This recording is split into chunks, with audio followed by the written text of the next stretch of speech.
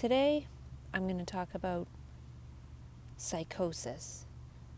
Now, I've experienced psychosis 4 times, and I can't say that it's fun, but I can say that it's fascinating. At least for myself, it's very fascinating. There's so much to explore for me in this inner terrain of psychosis. It's like opening up an entirely new dimension. So there's the regular thinking mind that is what's called normal. Now, apparently my mind opens up to things that definitely interfere with my life. I like to think of it as the widening of the aperture of a camera. So all of a sudden, my brain's aperture is wide to the point where way too much information is coming out. And at first, this can seem okay. I feel hyper insightful and things can flow wonderfully. Though, I don't feel that it's actually, and reality proves this, that it's sustainable. So if I'm in a sort of a mania, it's not sustainable. The amount of information that my brain is open to eventually causes the process to end itself. So it can only go so far. So I might think, oh, I have these great plans to do this and these great plans to do that. But if they're beyond my earned level of perception of being that which I need to be in order to experience those grand visions of myself and my life that I want to experience, then it's just going to fizzle out like a match will eventually put itself out. So there might be a lot of initial spark there, this energy, this light and this energy that I can see so much possibility. That's why it feels nice, is because I'm seeing that, hey, I can live a life that I really enjoy, and I can live in possibilities that I didn't think were possible, but now I'm actually seeing that maybe they are possible.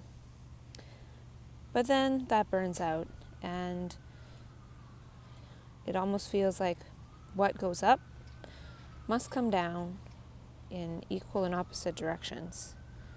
So I'm not sure if for me that's exactly what happens. For me, what happens is I feel like the aperture stays just as open to information, but now it goes into this inner realm of hell. Almost like I just saw all these possibilities for myself, and I don't know which one I'm going to explore, and I don't know which path I'm going to go down and where life might lead me. And then all of a sudden this aperture just drops into an area of myself that I'd rather not look at. So now I have all this information in there coming out that is from past memories, family memory stuff regarding my family that isn't directly related to me. Stuff about family members that I don't even really know very well, like my grandparents that passed away before I even knew them. So it seems to be this realm related to family, and some of it related to the collective unconscious of the world even.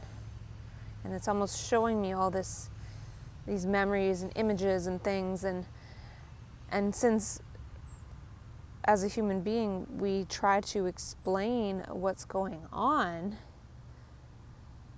I could think I'm crazy, which that is a very good catch-all explanation for it.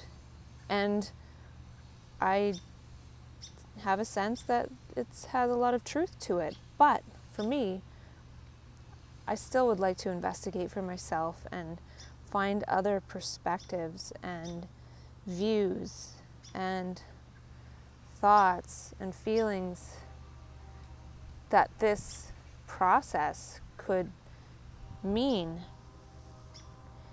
And the process might not mean anything. It might just be a process that is common to many, many, many of us. But when I'm in that stage of seeing all that inner stuff that I'd rather not see about myself or other people or related to myself through other people, which gets juxtaposed with the reality I'm experiencing in the present, which is usually, by that point, being in the psych ward. So, not only that, with all the images and things that are being conjured up for me to see, my mind in the present tries to overlap stories and explanations on those bits of memories and images, wherever they may be from, whenever they may be from. It's overlaying its own story about it onto it. So if I have like a sense of someone being murdered, then it'll make up a story related to, say, how I might be getting murdered. Or there was so many, especially this recent time, and it was all sorrow and it was all suffering. And it's when that process initiates itself, basically it renders me pretty useless in daily reality. It's like my psyche says to me, okay, you're going to sit down and you're going to watch this movie that's going on inside of you. It's not going to make any sense. It's going to be a psychological thriller, and you're going to feel it so real. You're not only going to see this movie and hear this movie, you are going to feel this movie like it's actually happening. So if you feel any story about murder, you're going to feel like you're being murdered. And if you feel any story about being raped, you're going to feel like you're actually being raped. And sometimes you'll experience it as dreams when you're sleeping. And sometimes you'll experience it as dreams when you're awake. And sometimes you'll experience it while you're awake. And you will have no control over this, and you got to just watch. And the more you make stories about the stories we're telling you, the more confused you'll be, because they have nothing to do with your present circumstance, in that you are in the psych ward trying to maintain safety for your body. And this time around, I looked at a lot of that stuff, and I didn't take very many PRNs to numb out this process. So I took a lot of notes. I don't remember what I wrote. I don't remember that much of what I experienced, and it was quite the blur. But basically, I feel like for me, the process of what's known as psychosis is really trying to tell me something. At times it tells me that I'm already dead. I don't like the things that it tells me. And by telling me, I'm not saying that it actually says, you are dead, end of sentence. Well, that was nice, whatever. No, there's feelings, there's memories, there's memories that I don't even remember. It's like somebody has this keyboard and they're just typing random commands and random things and random feelings and random thoughts into me and saying to me, now try and make sense of all that. But the whole point is that none of it makes any sense in a linear, logical fashion. It's not linear, it's not logical. And I don't even think life is linear and logical. I'm starting to feel like life is psychosis. And then a lot of us get trained and programmed to behave in the correct ways to navigate through this psychosis without noticing that it's pretty much psychosis. We might notice if we take a drug that temporarily disarms our ego, and then that non-linearness of things becomes apparent. So for me, it's the ego which makes things linear. And when I say that, I'm not saying that as a fact, because I really don't know. I'm saying it just to talk to myself. I want to talk to myself in order to create some kind of order of all of this chaos that's within my psyche or unconscious, or even collective unconscious, which has been said that we all have access to. And I'm not saying any of these as facts, and I don't know which of my sentences are original and which I may have picked up from other people, though I will do my best to quote someone if I actually know. But basically, certain types of thoughts, we're all repeating each other's thoughts anyway. Like if I see a story on the news, oh, here's a nice big noisy machine. It was actually quite difficult for me to find a quiet spot outside in my city. I found one spot, and then this enclosed mower device moseyed across my visual field saying, hey, I'm going to go mow the grass. There's some flower tops I need to chop off. And, oh, this field, I think it's a millimeter too long. I better cut it. So I'm not sure if he was cutting it because he needs something to do, or anyways. So that was my incident with the mower. So I totally caved and I left, and I moved to a different spot with some grass and some flowers, which maybe that mower guy is going to come up and chop up next. But when I parked and I got out of the car, next thing I knew it, this big street cleaner was moseying on by. And humans are very noisy. Why do we make so much noise all the time? Monday to Friday, Saturday and Sunday too. There's people redoing roofs, cutting grass. It would be a lot more quiet if we would just let nature do its thing. Or animals, if there was grazing animals among us. But anyways, enough of the ideal fluffy thoughts. Let's get back into the psycho mind. So another thing about psychosis is there's a zillion different names for experiences that are other than the normal, what's called normal, everyday experience of one's mind, which I decided was something like this. So the normal everyday mind, to me, seems to be like playing the same old Michael Jackson CD, just one song on one's old Panasonic Discman every day and thinking that's life. When one doesn't even realize that one has the entire iTunes music library and YouTube music videos to explore.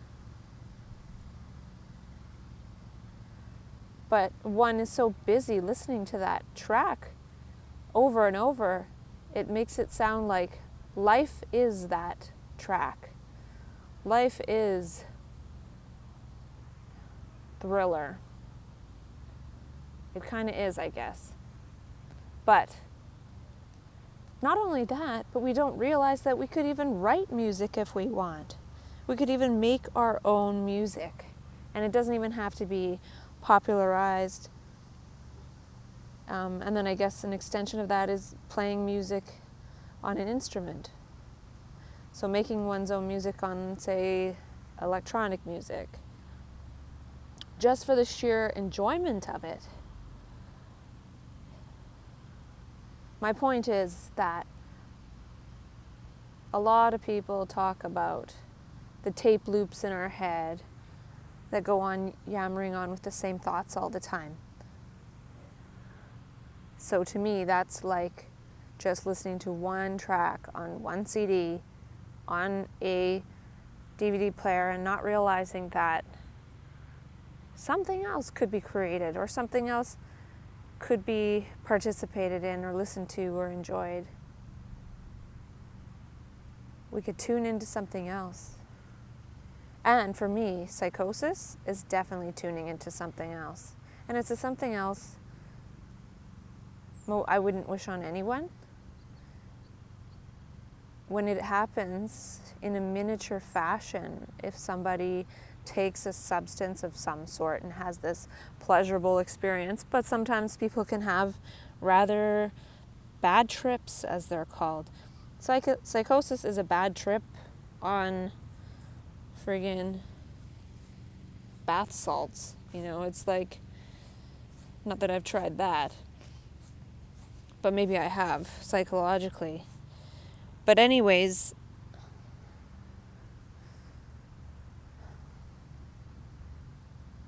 what I'm trying to get at here, two things at the same time, is that we have those tape loops. Psychosis gives us definitely something else to think about and see than those tape loops. So perhaps psychosis is a mechanism to break up those tape loops and show us that there's something more to life than just the loops in our head.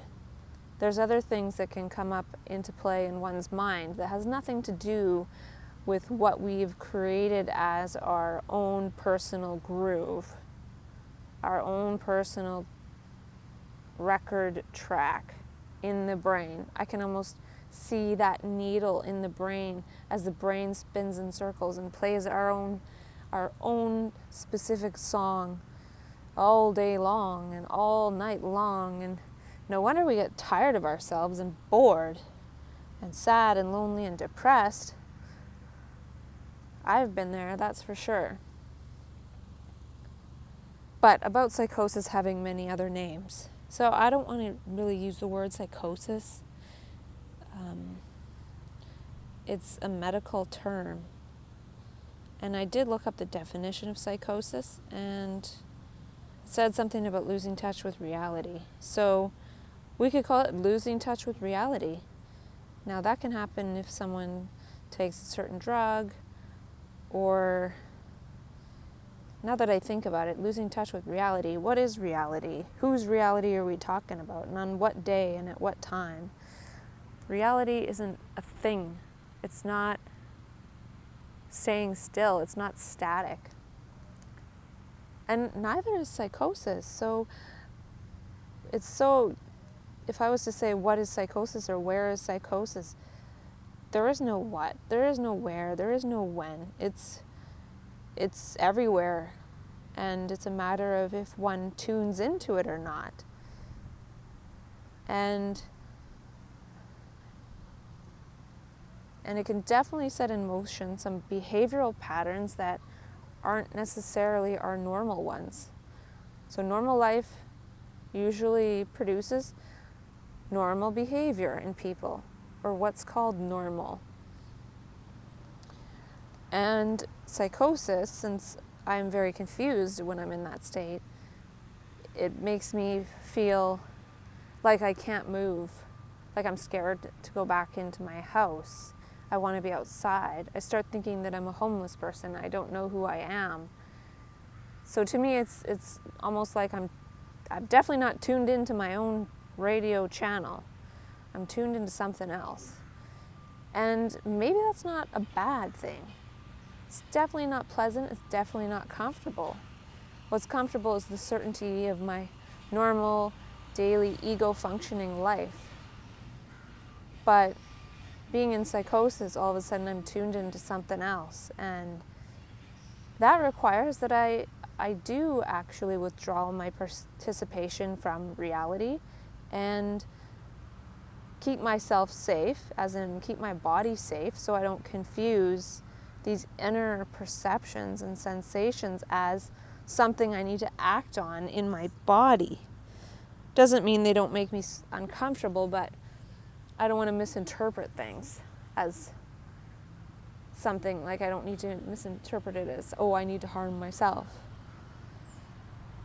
So possible other terms for psychosis are extraordinary states, non-ordinary states of consciousness, visionary states. I definitely resonate with visionary states, as I can see a lot of stuff, past, present, future. I can sense it, I can feel it,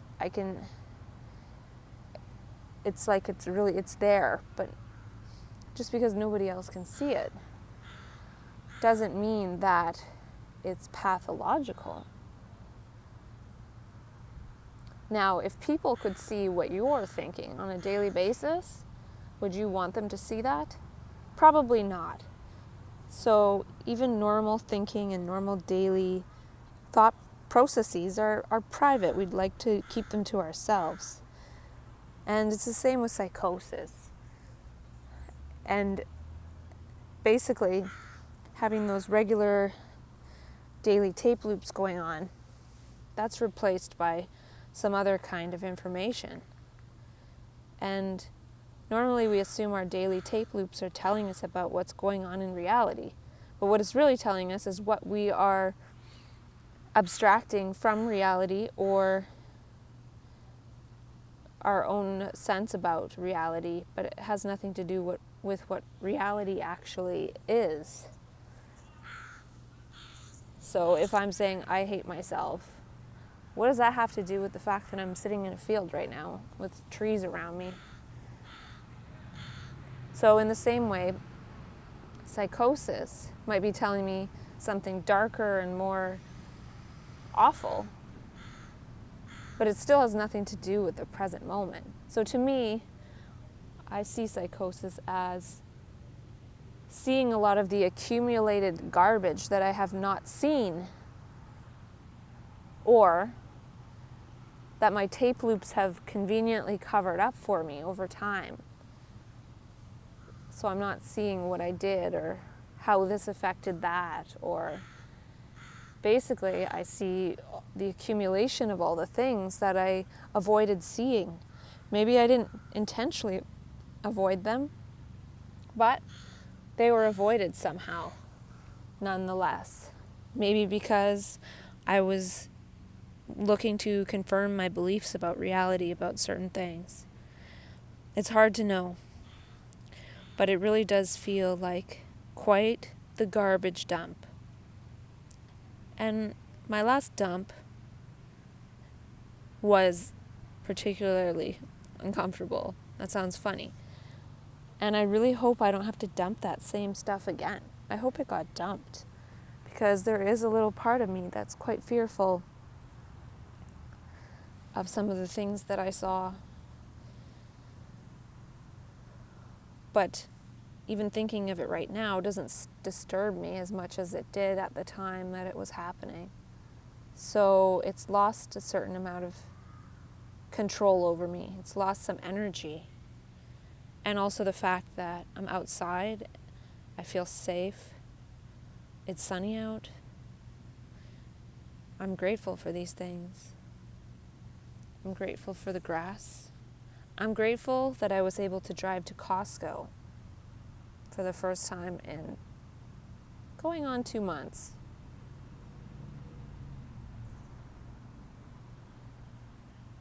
I'm really grateful I was able to drive my car, my little 30-year-old car. Actually, no, wait. It's like 25 years old. But I love it.